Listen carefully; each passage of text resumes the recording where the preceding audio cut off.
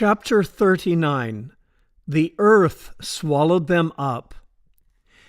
God spoke to Pharaoh through Moses in language that he understood. God could not possibly speak to him of spiritual things he could not comprehend.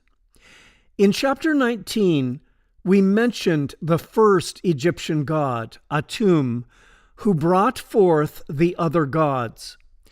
Atum would eventually destroy everything and become a serpent.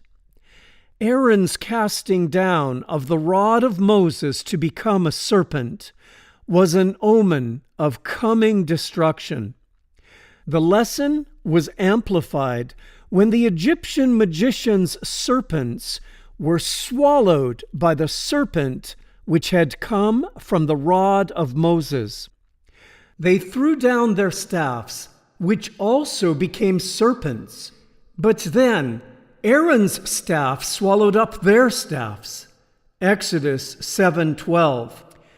The exact same words for serpent and swallowed are used much later in the Israelite history to describe the work of Nebuchadnezzar in crushing Israel.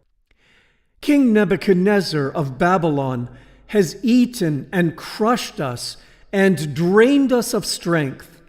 He has swallowed us like a great monster and filled his belly with our riches.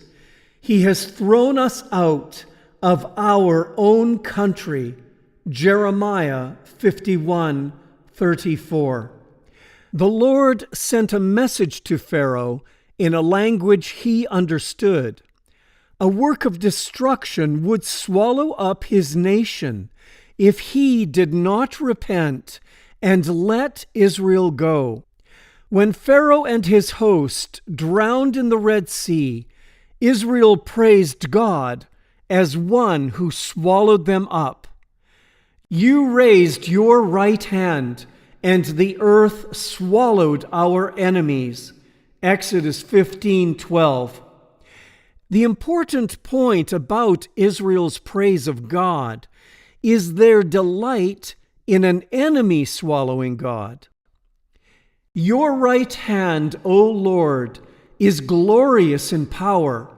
Your right hand, O Lord, smashes the enemy. In the greatness of your majesty, you overthrow those who rise against you. You unleash your blazing fury. It consumes them like straw. Exodus 15:6-7. Israel worshipped a God similar to the Egyptians, one who smashes and consumes his enemies. The next piece of the puzzle was previously discussed in chapter 27, where we were considering the law given at Mount Sinai. Israel, flush from their victory over the Amalekites, entrenched themselves in the worship of a destroying deity. The thunder, the fire, the earthquake were all manifestations through nature of Israel's conceptions of God. To the Israelites at the foot of the mountain, the glory of the Lord appeared at the summit like a consuming fire. Exodus 24:17. We discussed the parallel to Elijah at Mount Sinai, where God was not in the wind, the fire, or the earthquake. But as God comes close to his people, their perceptions of deity are manifested through the elements of nature. Their internal thoughts are mirrored back to them through the same elements by which they were created. Because these elements begin to destroy as they come into the presence of God, the human heart projects the responsibility for these calamities onto God as part of his character, and ignore or deny them as a reflection of their own character. At Mount Sinai, God told the people to simply listen to his voice, but the people refused. Then, in their fear of God, they promised to fulfill by themselves whatever God had promised to do for them because they simply wanted to appease their perceptions of God. Their failure to listen to God and obey him resulted in them looking into the mirror and holding fast their former destructive ideas. For if you listen to the word and don't obey, it is like glancing at your face in a mirror. You see yourself, walk away, and forget what you look like. James 1:23-24. Clinging to notions of a destroying God brings little comfort, so they soon fell into idolatry with the golden calf.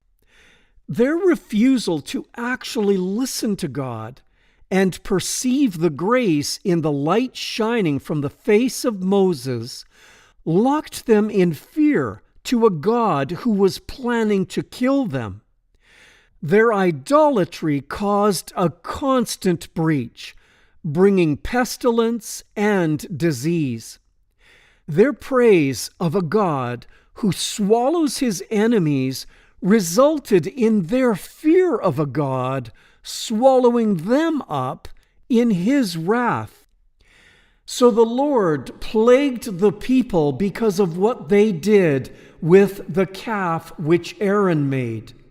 Exodus 32:35. As a result, God had to remove the tabernacle from amongst them. If God's presence manifested in the tabernacle with them close by, the natural elements would again begin to destroy the people according to their own ideas. Moses took his tent and pitched it outside the camp, far from the camp, and called it the tabernacle of meeting. And it came to pass that everyone who sought the Lord went out to the tabernacle of meeting, which was outside the camp. Exodus 33:7. If only the Israelites surrendered their false ideas about God, if only they comprehended that when God said, "You do not kill," it was an expression of his own character. The only way that the Israelites could approach the sanctuary was through the mediation of the Levites. Without intercession, the natural elements would manifest the destruction the people imagined. And I have given the Levites as a gift to Aaron and his sons from among the children of Israel, to do the work for the children of Israel in the tabernacle of meeting, and to make atonement for the children of Israel, that there be no plague among the children of Israel when the children of Israel come near the sanctuary. Numbers 8:19. The report of the spies into Canaan revealed once again Israel's delusion regarding a God who swallows things up. And they brought up an evil report of the land, which they had searched unto the children of Israel, saying, "The land through which we have gone to search it is a land that eateth up the inhabitants thereof, and all the people that we saw in it are men of a great stature." Numbers 13:32. In light of all these things, the natural elements were destined to manifest the thoughts of the people, because Korah brought all of Israel to the tabernacle where God's presence appeared. Meanwhile, Korah had stirred up the entire community against Moses and Aaron, and they all gathered at the tabernacle entrance. Then the glorious presence of the Lord appeared to the whole community. Numbers 16:19. Korah and his associates had rejected the mediation of Aaron in approaching the sanctuary. Therefore, according to Numbers 8:19, a plague of some description could not be stopped. The people's perceptions of deity would surely manifest. This is the reason behind why God kept saying that He would destroy the people in an instant. It was their own perceptions of deity vibrating the earth which were intensified in the approaching presence of God. When the law entered, their sin abounded, and nothing could stop this once the people had committed themselves to do evil. Of course, God's words are a reflection of Israelite projection. They were the ones that kept saying God wanted to kill them, so that is how the language is expressed. God could only speak their language. They would be judged by their own judgment. But Moses and Aaron interceded for the people, and God heard their prayer and spared them the consequences of their actions. In their desire to kill and replace Moses, Korah, Dathan, and Abiram had been the source of the rebellion, and they prevented the breach from being closed for them. They had drunk down the report of the evil spies that the land eats up its inhabitants. On the shores of the Red Sea, they praised the God who swallows his enemies. Now the earth would manifest their perceptions while they were in the presence of deity. So all the people stood back from the tents of Korah, Dathan, and Abiram. Then Dathan and Abiram came out and stood at the entrances of their tents, together with their wives and children and little ones. And Moses said, "This is how you will know that the Lord has sent me to do all these things that I have done, for I have not done them on my own. If these men die a natural death, or if nothing unusual happens, then the Lord has not sent me.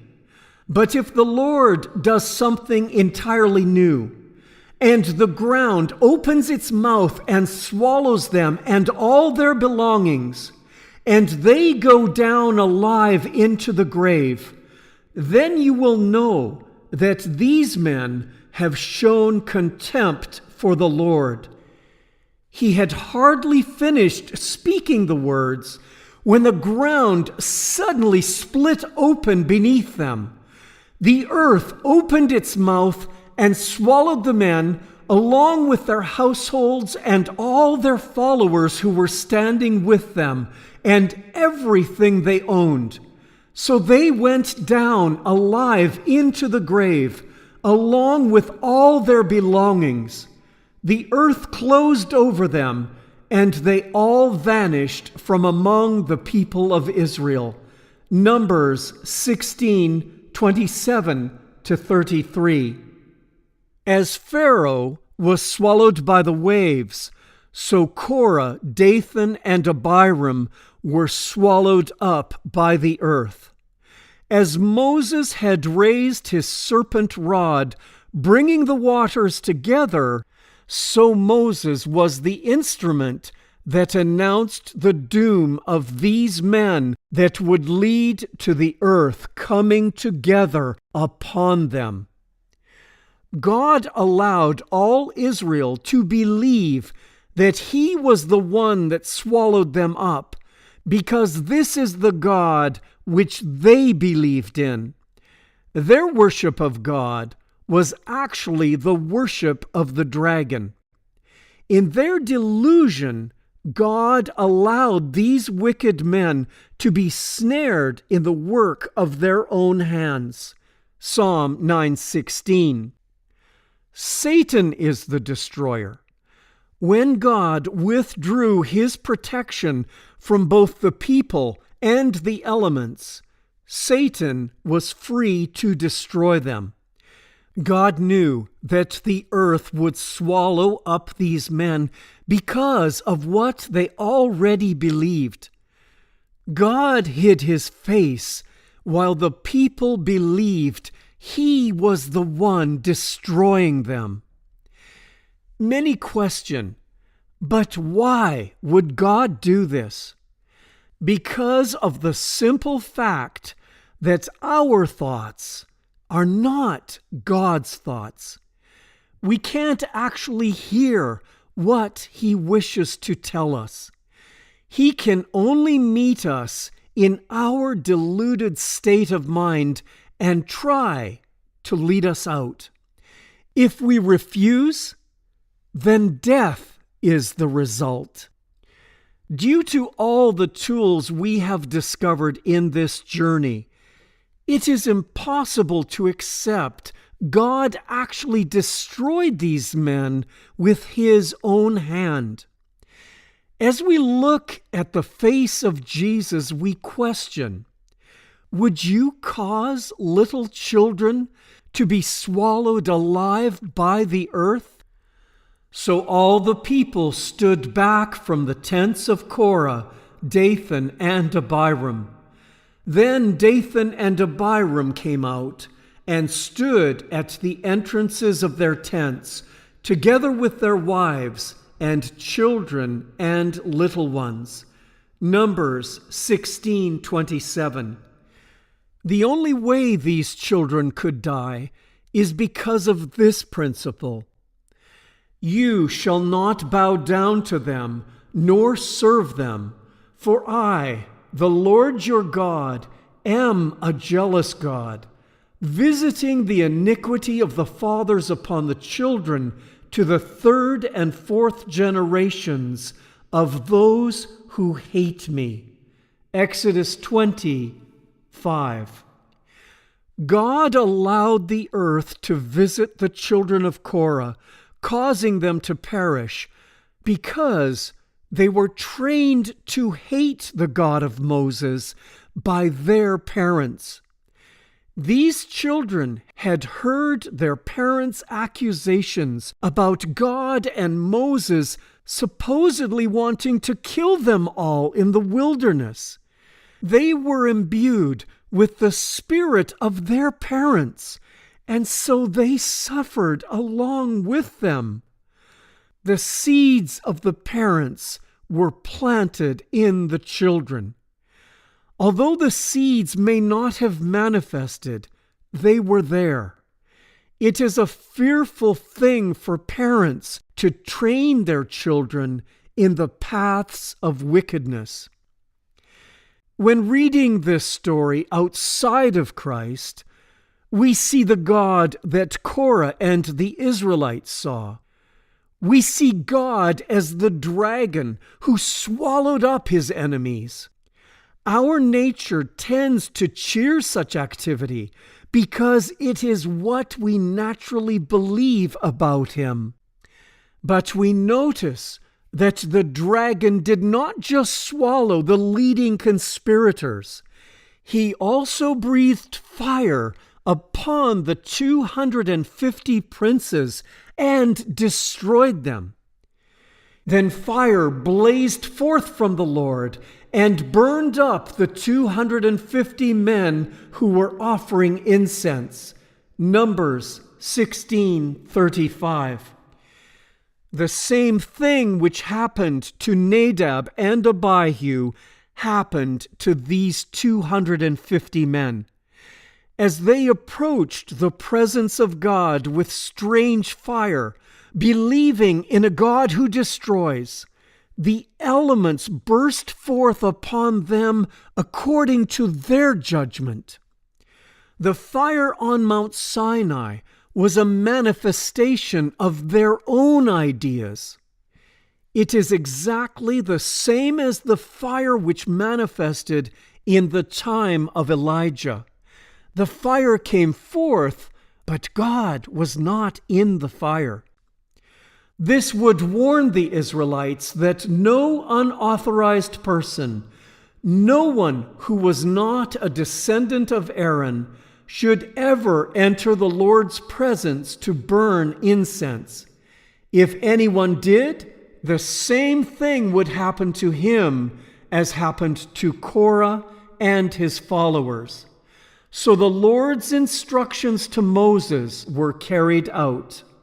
Numbers 16:40. Reading this passage with the veil over our eyes, it simply sounds like a death threat. But within the character of Jesus, it is a plea to listen to God's voice and not approach Him filled with idolatry. As Numbers 8:19 said, people could not approach the tabernacle without the mediation of Aaron and his sons. This is not because God would kill them, but because their own destructive views of deity would manifest in the elements around them and kill them.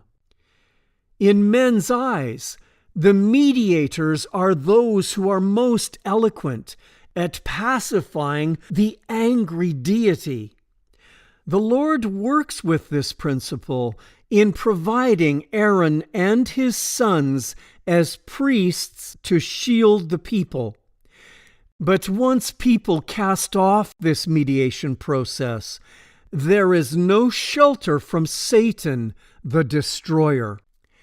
As we would expect, those remaining after the carnage refused to accept that their heroes, who would have led them back to Egypt, were in fact wicked men who perished through their own folly.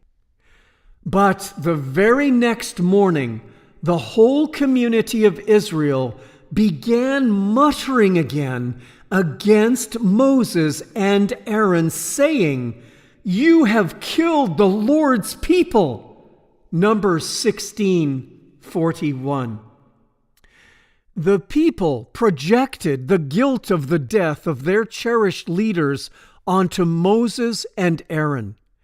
In their rebellion, they came into the presence of God at the sanctuary, which they were warned not to do, or there would be a plague.